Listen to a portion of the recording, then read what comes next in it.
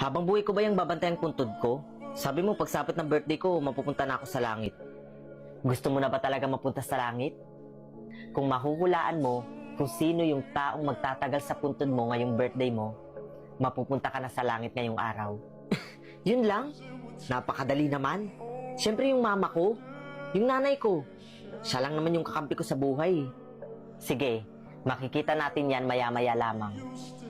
O ayan, may paparating na pala. Best friend ko. Ito, pangalan niya na nga to. Hello best friend, happy birthday. Pasensya ka na kung hindi na ako nakapadala ng pasalubong ha. At saka pasensya nga pala kung hindi na rin ako nakadalaw dito nung nakaraan. Paano? Mawawalan na ako ng scholarship. Hindi mo na kasi ako pinapakopya eh. Sige best friend, alis na ako ha. May exam kasi kami. May final exam na kami. Sige, bye. Wala pang 1 minute. Hayaan mo na. Ayaw mo ba yun? May tsansang maging tama yung sagot mo.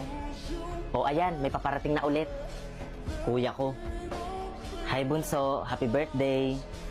Alam mo Bunso, miss na kita. Miss ko na yung boses mo.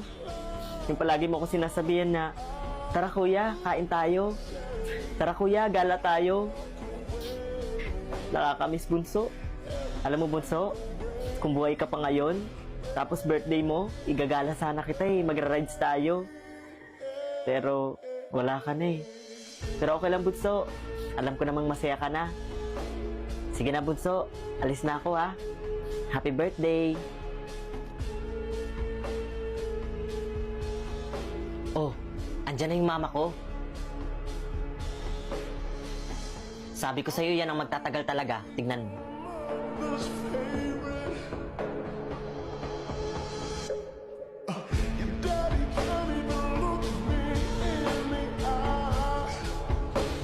Sa ngayon, ang nanay mo ang pinakamatagal. 1 hour and 32 minutes. O diba, sabi ko sa'yo, yung mama ko yung magtatagal eh. 1 hour and 32 minutes. O ano na, punta na tayo sa langit. Oops, teka lang. Hindi pa tapos ang laban. May dumating pa. Ha?